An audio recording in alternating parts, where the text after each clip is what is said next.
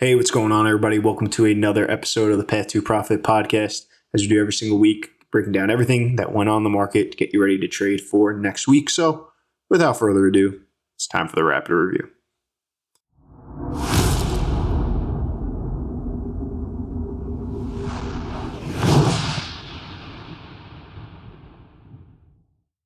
All right, as always, timestamps down in the description if you'd like to jump around. But make sure you wait to the end to catch the 0 through 10 rating on this market so you can see where I think this market's going. All right, let's get started. First up, we got the current state of the market. Market direction is now in an uptrend under pressure. So we were in a confirmed uptrend. And then on Tuesday, we got distribution day on the S&P, which resulted, actually didn't really, that's not what caused it, but got distribution day on the S&P and then also went into uptrend under pressure. So we're in the yellow, haven't broken into a marketing correction, but something definitely to take note of.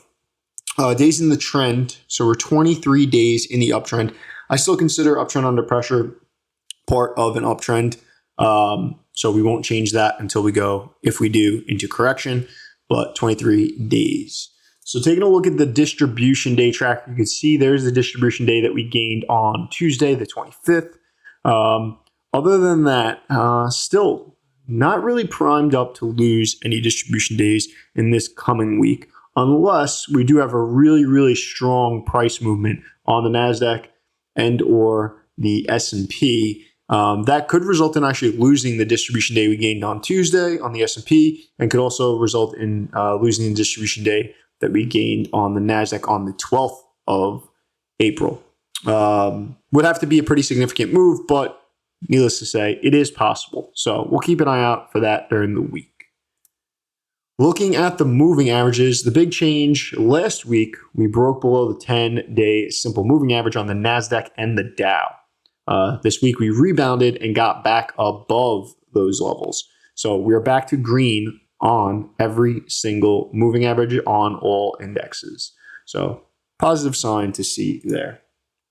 Looking at the week, despite the big dip in the beginning of the week, we actually finished out the S&P up 0.87%, NASDAQ up 1.28%, and the Dow up 0.86%. And for the year, that leaves us at the S&P up 8.59%, NASDAQ up 16.82%, and the Dow up 2.87% for 2023. NASDAQ still leading out the year. All right. Well, let's jump into the indexes and let's take a look as to what really went on in this week. All right. Starting off with the NASDAQ. So we're consistently every single week talking about this 12,316 price level and how important it is that we break above that. But we were also talking about how we were having this really, really tight sideways action kind of for a couple of weeks and trying to see which way this could break. Well, on Tuesday, we had that big, big dip down. It felt as if, all right, we got our answer. I even tweeted out, I think we might have gotten our answer. Looks like we're breaking to the downside. But right at the 50-day simple moving average, we found some really, really strong support and rebounded, rocketed off the 50-day and pushed up higher, finishing out the week higher.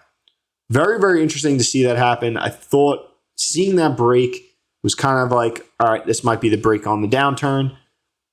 Ended up, we actually found support at the 50-day and were able to rebound off of that. But what this actually does is make it even clearer, I think, where those lines were. I mean, the line here wasn't necessarily like a real definitive line, but as we all know, the 50-day is a very, very important line to look at in terms of an uptrend. So now that the 50-day seems to be the floor of this sideways action, and clearly it's still that 12,316 that we got from the June 2nd of last year, we really now have a defined, super defined Darvis box to take a look at on the NASDAQ. Now, I don't think we have any true answers right now because it looks like we're trying to get above that level, but we know we can easily get rejected. We can easily move sideways. We can easily pull back down to the 50. We could bounce around in here for a while. Nothing Nothing abnormal about that. But I think that's the key level to look at. Look at the 50-day. If we break below that most of the time, and not even just this type of chart, but really in general, that's a downside move. And if we break above this level, I think that's going to be a really, really powerful move to the upside that could really open things up for the market. So we'll look at the weekly. As you can see, the sideways action becomes really, really clear when you look at it here. It's just week after week after week. You can see that kind of bottom wick where we looked like we were breaking to the downside. But yeah, that's all I got on the NASDAQ. Keep an eye on those levels. We'll look at the S&P. Very, very similar to the S&P with the action of the NASDAQ. You can see there's that Tuesday distribution day that we gained with the break to the downside. Didn't even get near the 50-day here, which was a really, really positive sign. And much closer to that June 2nd from last year price level of 4,176. Pretty much the same thing. I'm not going to really repeat myself. I think this is what we're looking at on the NASDAQ is pretty much what we're looking at on the S&P. Same price levels, same kind of indicators, things that we're going to be keeping an eye on. Very, very similar. So it'll be interesting to see how both of these indexes react. So that's all I got on the indexes. If you like this, subscribe. We do this every single week. Turn on notifications. And you can stay up to date on the market. And as always, comment down below any either questions you have or if there's something that you think I missed that everybody else should be hearing. It's always good to see people networking down there and talking about what's going on in the market. So, all right. Up next, we have industry groups. So we're talking about the top 10, bottom 10 weekly performers, both in rankings and in price movement. Then we'll look at the top 20 industry groups. And as always, in the top 10, we'll talk about some leading CANSLIM stocks and if we see anything that is in a base or breaking out. All right. Starting off, we have the biggest weekly performers, top 10 weekly performers. Telecommunications jumping out this week. You can see that. A little bit of medical in there. Other than that, nothing else really truly to highlight. No consistencies. That's what we're always looking at for those who are new.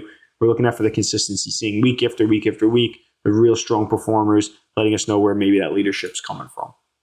Bottom 10 weekly performers. Energy and solar has just been getting chopped up. The worst one this week, but there were a couple weeks where it was in the top 10. Semiconductors, I think we've all talked about that. Was a really, really strong group for a while. Seems like it's taken a pretty big hit.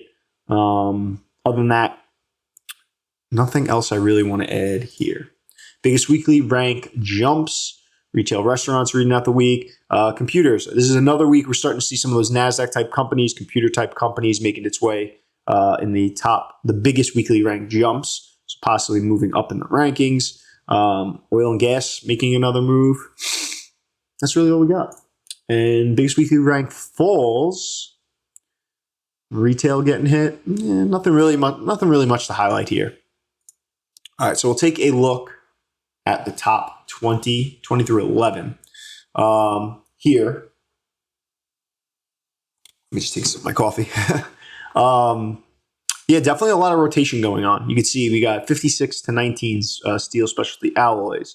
We got 61 to 17 retail restaurants. And just a lot of other groups that were out of a couple other out of the top 20 that made its way into the top 20. Big fall from the semiconductors going from 4 to 12. Interesting to see that. But other than that, that's what you got in 20 through 11. So now we'll look at the top 10 industry groups. There, the stocks we mentioned, Campos Composite stocks, that's the criteria that we're looking at on the screen. And again, highlighting anything actionable or in bases. So we'll jump over to MarketSmith. And we'll start out with number 10. This is a group that I really don't like spending much time on because it's 3 stocks. It's been in the top 10 a couple of times. Got hit this week, breaking below some moving averages, and no stocks to really mention there. So we'll jump over to number 9. This was 9 last week, medical products. Big group. This is your Dexcom, Insulet's in this group, and a lot of other names that I think a lot of people probably have on their watch list. So definitely a group to be paying attention to. This group is down slightly for the week, 1.55%. So RS line's kind of moving flat, but needless to say, staying in that number 9 spot, and I think it's worth paying attention to. And a ton of stocks these are definitely one of those where you might want to screenshot, take a look. Highlighted, again, those actionable or in base stocks. But big group, definitely worth paying attention to. All right, let's jump over to number 8. Number 8, we have cosmetic personal care. Talked about this group a couple weeks in a row. This group is down slightly for the week, did break below its 10-day simple moving average. But yeah, this group, you got ELF, which is a group that was talked about a lot, I think, in the past couple of weeks. Went on a pretty big run. But yeah, definitely a group worth paying attention to. And in terms of stocks, few stocks to mention there. And only one that's really in a base or actionable is Procter & Gamble. All right, number 7. This was 13 last week, so jumping into the top 10, leisure, gaming, and equipment. This is really your more gambling type of stocks. A lot of casinos and stuff like that in there. DraftKings in here. This had a good week. This was up 3.29%. It's above its moving averages. Though the RS line is kind of, I would say, flat, it's starting to move up, which is a positive sign after it had finished out the week with 2 strong days. Breaking out to a new high. So the actual industry group definitely breaking out on the chart and seeing that RS line rocket and almost getting to a new high, which would in a stock be called an RS blue dot. Positive things right here for sure. You got the 10, the 21 sitting above the 50, which is sitting above 200. So moving averages are starting to line up. I think this is a group that a lot of people are paying attention to, especially with not mobile, but really online gambling and betting becoming a much more popular thing. This is a group I would really pay attention to. It is definitely changing the way we work, live, and play. We're in an era now where gambling is becoming much more legal, and it is becoming a normal occurrence to have people betting on sports through their mobile phones. So, group worth paying attention to. There's a bunch of stocks worth paying attention to. The big one that I'm really going to keep an eye on is DraftKings. It does have a lot of overhead resistance possibly because it did get hit pretty bad. But needless to say, they're definitely a leader in the online, mobile, whatever you want to call it, gambling space. So really pay attention to that one. But yeah, a couple other names to definitely look out on. All right, let's jump over to number 6. We have internet content. This is your Google, your Meta, and then you got like all, Snapchat, Pinterest, things like that in this group as well. Pretty big group. Looks like it is perking up. The industry group does have some overhead resistance, but just a ton of volume pouring in on these 2 up days that we had on Thursday and Friday. So the RS line in an overall slightly down, but it looked like it did start perking up, obviously, with the strength on Thursday and Friday. Same, moving averages sitting properly in the right order. Look, this is a group that I think most people pay attention to in general because of these big names that tend to move the market. So I think it's worth paying attention to this group all the time, but more specifically now that's sitting at number 6. And there you have stocks, but nothing in bases or actionable. All right, number 5, building, residential, commercial, another group that we've been talking about week after week after week. This has been sitting in the top 10, but it's actually now dropped from 3 to 5. So RS line's still looking good, still trending higher. The stock itself, the industry groups are itself still trending higher. Definitely a group worth paying attention to. The only thing, though, is a lot of these stocks that were at one point actionable, a lot of them have gone extended. So if you've purchased some of those stocks, you're probably sitting fairly nice with a little bit of a gain, if not big gain in some of these. But I think as of right now, not as many actionable. The group itself might be a little extended as we see on the chart.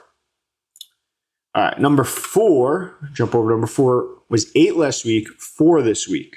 Another group consistently talked about leisure, travel, and booking. So this jumped up 4 spots. Airbnb, Booking.com, a lot of the travel type of online booking websites in this. And kind of like an ascending base. It's not super clean, but you can see this kind of ascending base that's starting to form. Ton of volume pouring in Thursday and Friday. It looked as we rocketed above the 10 and the 21-day moving average. And in terms of stocks, the only one that ever really meets the criteria is Booking.com, but arguably actionable. And as always, I watch Airbnb because, let's be honest, it's changing the way we work, live, and play. Those are the type of stocks you want to pay attention to. All right, number 3, apparel, shoes, and retail manufacturing. So a lot of hype in this group. a lot of stocks, whether it's Crocs, On, talked about in this group. Crocs got annihilated right after earnings, so a lot of talk about that. And I think the group kind of took that hit too, but still a group worth paying attention to. I think you can see it's up overall. It did just get hit towards that bad day on Thursday, but definitely a group worth paying attention to for sure. So I'd keep an eye on this one, and there you have your stocks to look at. All right, number 2, and this was number 1 last week. So what actually happened, we had 1 became 2, 2 became 1. Quick little swap of the top 2 industry groups. Big group, mining, gold, silver, gems. Another group that was consistently talked about, especially with a lot of the stuff going on with the US dollar. Many people talking about, oh, I'm going to buy gold. This is one of those groups where a lot of the stocks tend to act very, very similar. But yeah, this group was number 1, did drop down to number 2, has been going sideways for probably this week. And this is a good group if you are interested in purchasing stocks. Sometimes it is good to just deal with ETFs because it's kind of hard to pick like the one gold stock that's going to be, the one you want to buy. Sometimes the ETF, getting a little bit of everything is a little bit better than going for an individual stock. My opinion, but depends on what you're comfortable with. And a bunch of different stocks. Put those up on the screen. A couple actionable. All right. We got number 1. Number 1 is computer software education media. This one was number 2, jumped up to number 1, like I said last week. This is your Spotify, Duolingo, the common names that a lot of people tend to talk about. This was down for the week, but we're sitting right at the 10-day. It's 99 RS. RS line has been slightly down, which is interesting that it made its way into the top spot. But that, again, is a lot based on RS rating, which is a little further out. So with the sideways movement, seems that it's pushed its way into number 1. And in terms of stocks, Duolingo, the only one, and not actionable. But Spotify, definitely a company, again, changing the way we work, live, and play. This is now on Spotify. You might actually be listening to this on Spotify right now. So I'm a big fan of it. I think they're doing a lot of great things, especially when it comes to the algorithms, machine learning, AI, things like that, which I think is pretty cool, staying with the times. But that's all we have for industry groups. I think it's, I try to say this every now and then so people really understand where we're coming from. When you're doing these industry groups, it's important to stay on top of it week after week after week because you get a feel for what's going on, what stocks and industry groups are starting to show strength. Earlier in the year, it was semiconductors. We saw the strength coming into that every single week. And you were kind of a little bit ahead of it if you were following things. And the important thing is to see the consistency. One good week, one bad week isn't going to really show you much. But if you consistently see what is institutions putting money into these groups, that's going to lead you to leading stocks. That's going to lead you to stocks that you can make profits on. This market is definitely tough. We'll talk about that and get into our rating. But needless to say, I think this is why we're doing this every week. We want to make sure everyone's aware. All right. Earnings. So again, we're right in the thick of earnings season. These are just like 90 composite rating stocks that are reporting this week. Another good tool to use is Earning Whisperer. They put a lot of good information out on there. It's very easy, kind of calendar. You can see what's reporting. And also anything that's on your watch list or that you're purchasing, be sure you're aware of that. All right, here it is. Stance on the market, 0 through 10 rating. It's been the same 6.3 for the past couple of weeks. I hate to break it to everybody, but it's a 6.3 again this week.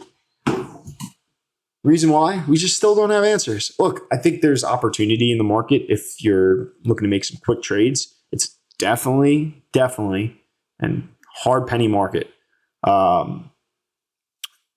With that being said, I think a lot of people are getting chopped up. I've talked to a bunch of people who are a little frustrated with what's going on in the market, especially for this type of trading style, especially if you're somebody who tries to get bigger gains out of stocks. It can be very, very difficult environment to trade in.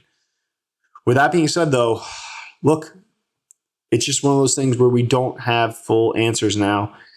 which way this market seems to be going. It's just been sideways, but it's been a good sideways because, again, we're starting to get these defined lines between the 50 and between that June 6th from last year price level that is going to make it a lot easier to know when this market does break in a direction, what direction the market is going to go. So it's a game of patience. It's a game of discipline. It's a game of just waiting for when the moment is to strike.